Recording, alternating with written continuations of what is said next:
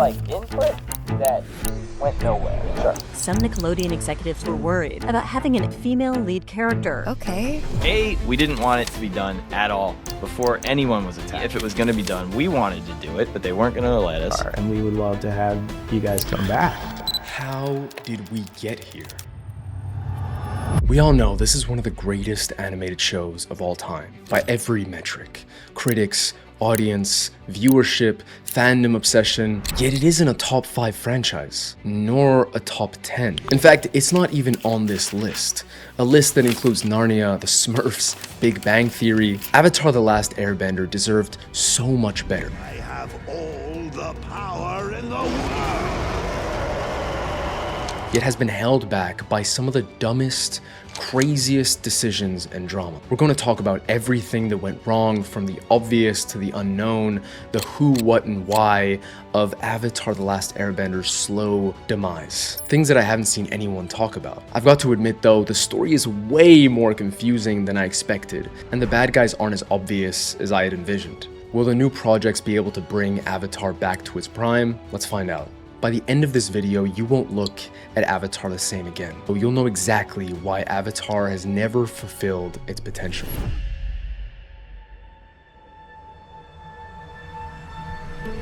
We all know The Last Airbender is a top 5 animated show. Water, earth, fire, air. This video isn't about that, but what most people don't know is that the bad decisions started when the show was at its peak. It's 2006, during Avatar's 2nd season. The show is at its peak, averaging over 1 million viewers per episode. Behind the scenes, Shyamalan had already pitched Paramount to do a trilogy of Avatar movies. We didn't want it to be done at all before anyone was attached. We didn't want. And then B, if it was going to be done, we wanted to do it, but they weren't going to let us. I assume you guys had nothing to do with the movie. We had nothing to do. Good stuff.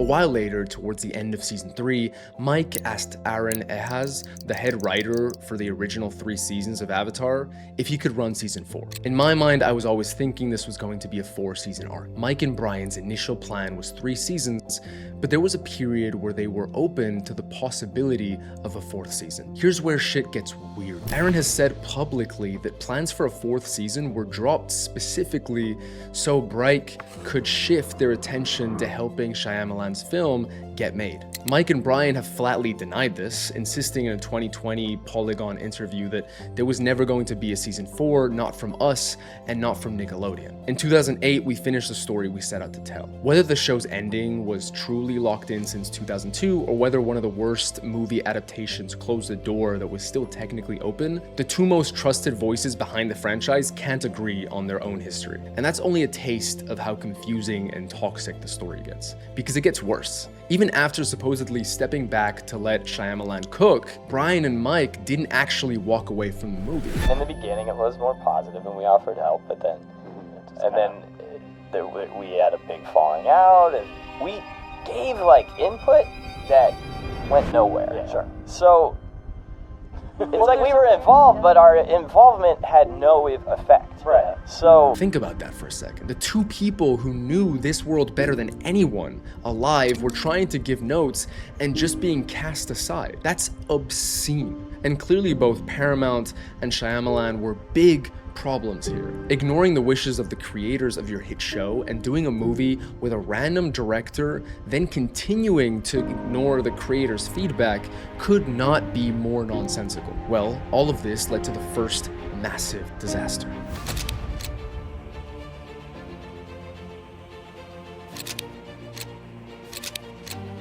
It's horrible. I really didn't like it. The casting was atrocious and justifiably controversial. The pacing made no sense. The characters and story were all wrong, and it got absolutely crushed by anyone who watched it. I am Prince Zuko, son of Fire Lord Ozai, and heir to the throne. Yes, it made $300 million+ at the box office, but that says more about how passionate fans were about the show rather than anything good about the movie. The movie disaster was legendary and pretty well known. But what Nickelodeon did next behind closed doors was almost worse. Because while fans were blaming Shyamalan, the network was quietly laying the groundwork to sabotage their own sequel before it even aired.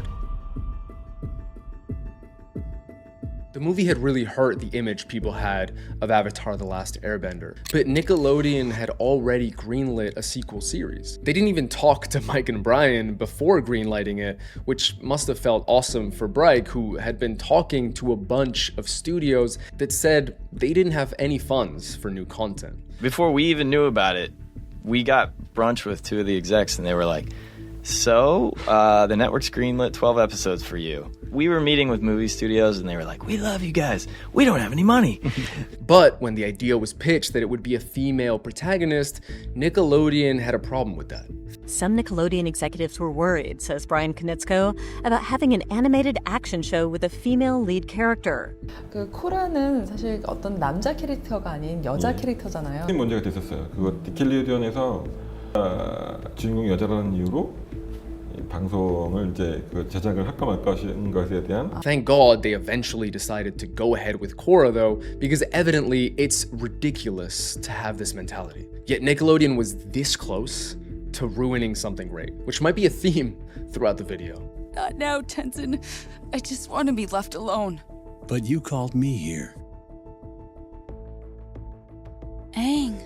Regardless, Korra was marred with plenty of production issues and cuts in budget. The series ended up being good despite Nickelodeon's best attempts to sabotage it. They only greenlit one season at a time, so the fact that the creators couldn't write with the entire length of the show in mind was an obvious issue that made each season feel like a rushed, compressed story that hindered character development rather than the whole show having a proper arc like Avatar did with the fight against the Fire Nation and Ozai. After breaking all sorts of records with Book 1, Nick made the brilliant decision of moving Book 2 from primetime Saturday morning, when Book 1 was airing, to Friday night schedule, bouncing from 7 p.m. to 8:30 p.m., and ratings collapsed partly because of it, going from an average of 3.8 million viewers per episode in the first season to only drawing 2.6 million in the premiere of season 2, which was less viewership than Book 1 had on any of their 12 episodes. Another issue is something that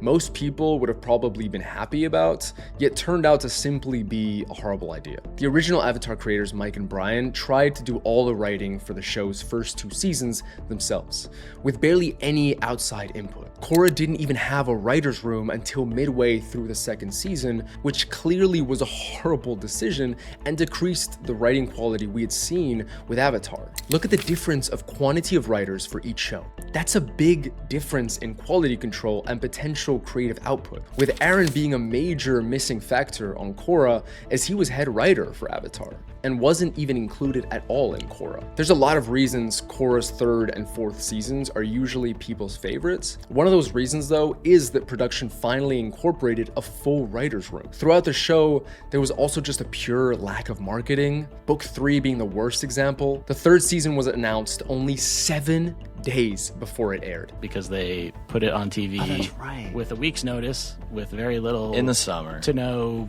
like promotion. Was that in response to like a leaked It was not. There was no, as far as we know, no correlation between the leaked episodes and them putting it on air. What? How do you do that to one of your best performing shows? In a world where we're used to shows and movies getting announcements years in advance, this obviously destroyed the potential viewership and hype that could be built for the 3rd season. But it gets worse. Mid-season, they just removed the show from TV, putting the remaining episodes online only. Bryke were adamant in saying that it was moved online because it performed great online. But why would they not just leave it on TV and online? It doesn't make any sense.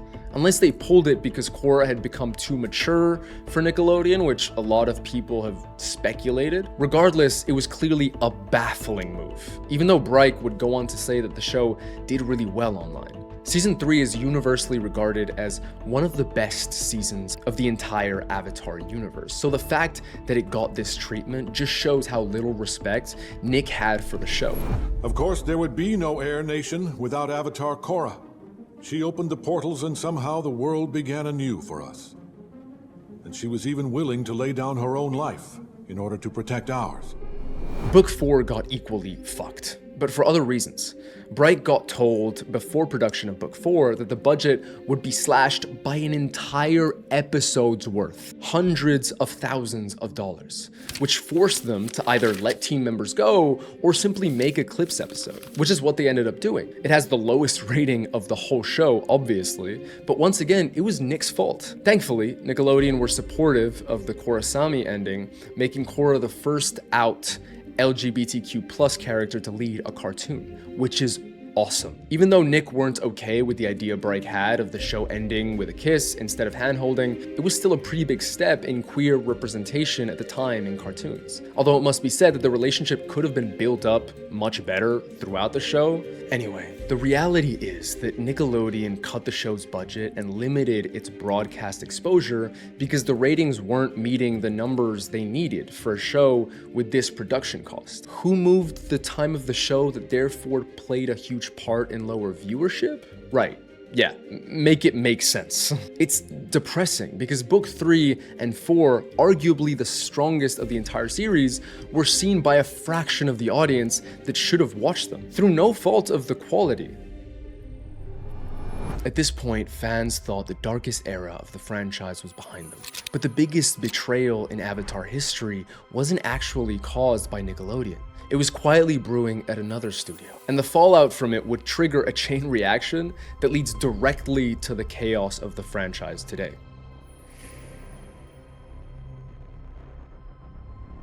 Years passed after Korra's end, and it seemed like the Avatar universe had gone completely quiet, save for comics, graphic novels, and reruns. What's coming next? Is Avatar done? Nick killed Avatar until...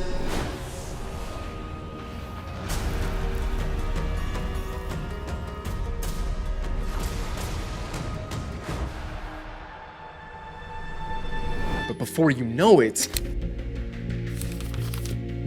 once again, disaster struck for Avatar fans, and clearly Netflix had been a problem from the very start. Because when Bright finally explained why they were leaving, their statements weren't exactly vague corporate speak. Brian didn't hold back. When Netflix brought me on board to run this series alongside Mike 2 years ago, they made a very public promise to support our vision. Unfortunately, there was no follow-through on that promise. The general handling of the project created what I felt was a negative and unsupportive environment, with Mike offering a scathing warning that whatever version ends up on screen, it wouldn't be what Brian and him had envisioned at all. We were once again seeing the same shit we saw with the movie that shall not be named, a studio completely ignoring the creator's creative vision. But this was even more egregious, as Bright were supposedly helming the show this time. Michael Dante DiMartino and Brian Konitsa have announced they are both leaving Netflix's live-action remake of Avatar: The Last Airbender after prolonged creative differences.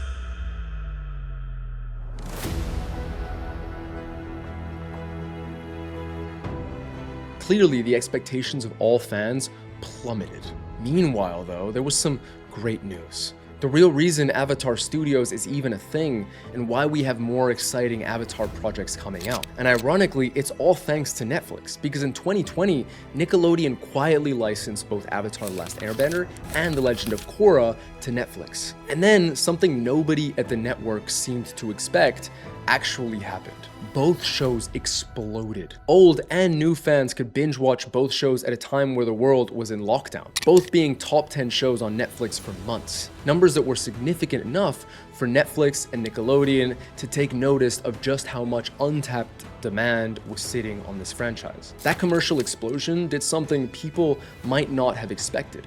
It repaired the relationship between Nickelodeon and its own creators, somewhat. The same company that had let Shyamalan ignore Mike and Brian's notes, the same company whose Friday night scheduling chaos buried Korra, had even more data proving these two people's work was worth billions and worth protecting.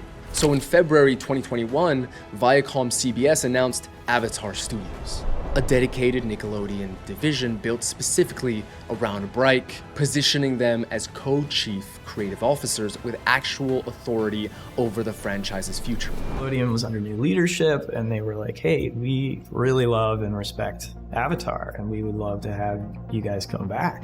By 2021, the franchise was effectively split in two. Netflix handling a live-action reboot without the original creators, and Paramount launching Avatar Studios with Bright to handle animated canon. Avatar continued to rack up tens of millions of views in the years after it was released on Netflix, and for the first time in years, it looked like Bright had what everyone had been wanting: real creative control, institutional backing, and a division built around protecting their vision instead of overriding it. You'd think that's where the story turns a corner. Yeah, no. Stick around, because the next part is where the story gets completely unhinged. But before we touch on the disaster that followed, let's get back to the Netflix live action. Because when it released in 2024, it did massive numbers. Top 10 on Netflix for 6 weeks, 71 million viewers in just the first half of 2024, with all Avatar content on Netflix garnering more than 124 million views in the first half of 2024, which is wild. A series that first aired 20 years earlier still had insane pull. And yes, this was obviously great for Avatar recognition among audiences of all ages, but it came at a massive cost. They add in all this stuff that probably would have been better if it was just kept a mystery. They waste so much time repeating the same information just from different sources, and they replace interesting character development moments with vague mumbo jumbo. I think saying that Netflix majorly missed the mark would be to put it lightly. There are countless issues with the first season of the Netflix live action, mainly with the writing and omissions from the story, which is exactly why it got the reviews that it got. But are any of us surprised? After Netflix refused to see through the creative vision of the literal creators of the original show, there was only one way that this was going to go. And I'm sorry, but The Last Airbender never needed a fucking live action in the first place. The obsession with live action adaptations is bordering on insanity. Sorry, let me compose myself. While this was happening, people were getting their hopes up for what sounded like a great idea: Avatar Studios. A fully dedicated division just for Avatar content. In theory, that's awesome. And one of their first announcements was an animated theatrical Avatar movie? What? There is nothing I would be more hyped for. On top of that, Bright would be producers, and the director would be Lauren Montgomery, who had served as a storyboard artist in the original Avatar show and had been a supervising producer for Korra. That's great news. I'll give you guys my thoughts on the new movie later in the video. But all in all, it was all good news. Avatar fans were rejoicing. As the years went by, we got the news that 2 more Avatar movies were in development at Avatar Studios, and that they would also get theatrical releases. Honestly, after the live action Avatar came out on Netflix, it was just good vibes for all of us, full of hope and excitement for 3 Avatar movies and any other projects that Avatar Studios had planned. We both know this was not going to last long, because shit just hit the fan soon after. First, the delays. It got delayed once, then twice, moved an entire year from October 2025 to October 2026. Every delay made it even harder for fans to know what this movie even was, when it was coming, or whether Avatar Studios had an actual plan beyond just announcements and concept art. But behind the delays was the behind the scenes drama. Totally Not Mark put out a great video just days ago with testimonies from anonymous animators and team members, and the shit that happened is unacceptable. Production got split between a studio in Australia and 2 in Korea mid-movie after Paramount demanded a near total script rewrite that stalled work for nearly a year. Animators who'd relocated internationally were left facing visa deadlines with no clear answers, working under what people called the most insanely oppressive tracking system they'd ever worked under, to the point where supervisors had to type out feedback in software instead of just talking to the person right next to them. If you want the full story though, obviously go watch that video. It's a really great piece of journalism, and I don't want to just retell the whole thing here, but shout out to Totally Not Mark. The production obviously was so much worse than it should have been, and once again showed the lack of preparation and planning by Paramount. And that brings us to one of the biggest problems of this recent era of The Last Airbender. Where the hell is the marketing? Avatar Studios was supposed to be this massive new era for the franchise. A dedicated division, multiple films, TV projects, the original creators in charge, and yet, outside the hardcore Avatar fan bubble, most original Avatar fans barely knew it existed. My sisters and I included. A lot of people that were fans of the original show didn't know there were 3 animated movies planned or an adult Aang movie was in production. For years, Paramount has consistently failed to market Avatar. No consistent public-facing campaign, no real attempt to turn the enormous Netflix resurgence into awareness for the actual future of Avatar. Paramount has one of the most valuable animated properties on the planet and markets it like a niche side project. Well, when the world needed them most, they vanished and then jumped off a cliff. The disappointment after years of excitement and hope for this project is unfathomable. People had no idea why they had done this. It didn't make sense. But what most don't realize is that this was simply due to behind the scenes corporate bullshit, as it always is. Paramount was always planning to follow through with the theatrical release until the Paramount Skydance merger, where David Ellison assumed control of the studio and decided to change those plans.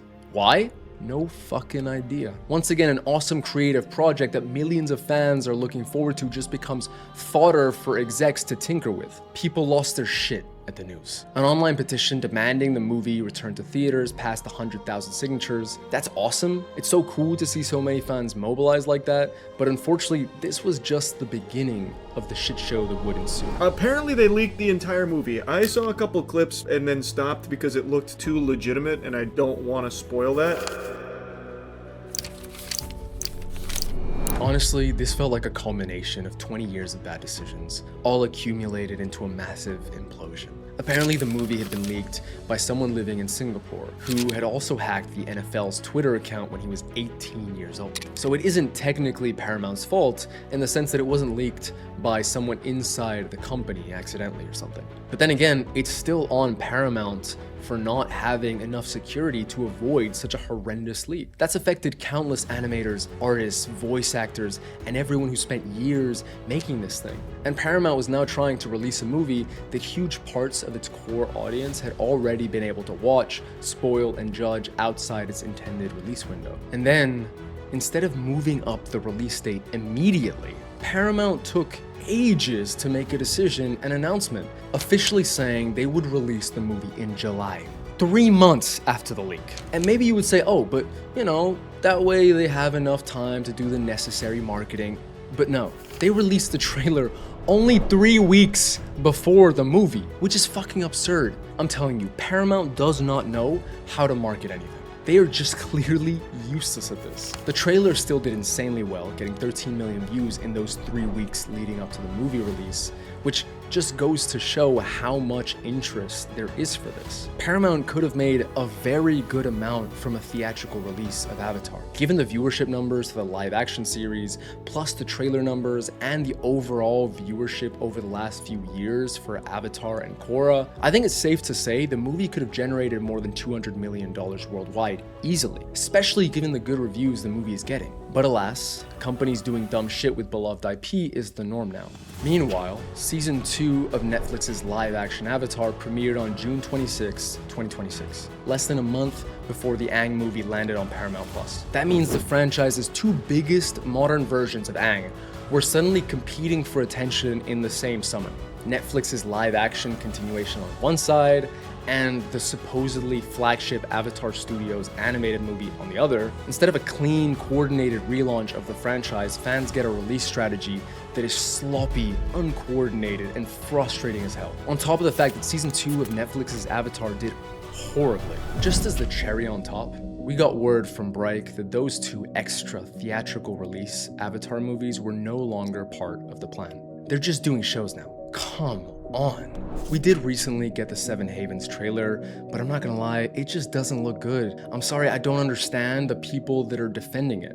I'm all for different styles, but the animation looks so bad. It looks like a TV show from the 2000s, not a modern animated show. Even Invincible, which gets a lot of hate for its animation, looks miles better than Seven Havens. And I'm not the only one saying it.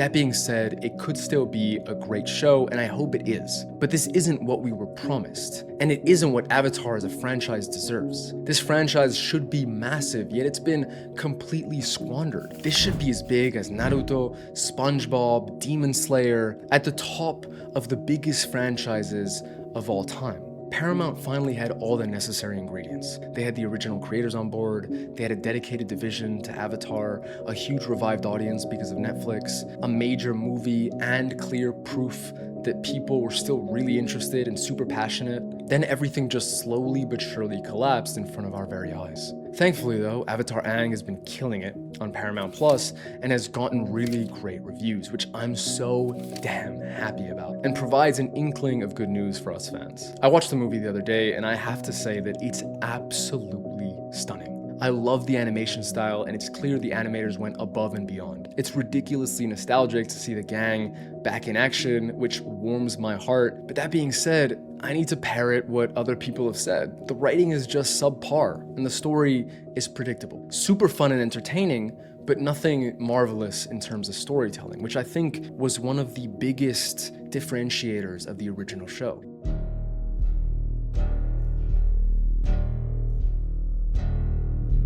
Now let's get to the crux of the video. What's the real reason Avatar has gotten so mistreated over the last 20 years? Well, unfortunately, it's not as clear-cut as saying it's one villain. I really wish I could point to a single executive, a single decision, and say, hey, that's the thing that ruined Avatar, that's ruining Avatar. In reality, The Last Airbender has never, not once, in 20 years, been allowed to exist inside a stable company at a stable moment with stable priorities. Between Nickelodeon, Shyamalan, Netflix, Paramount, they've all screwed one of the IPs with the most potential we've ever gotten. It's been failed repeatedly by companies that couldn't get out of their own way long enough to just let it succeed. And that's what makes this so uniquely infuriating compared to other franchises that struggled. Other franchises have had bad moments, but those are failures a lot of the time of creative execution.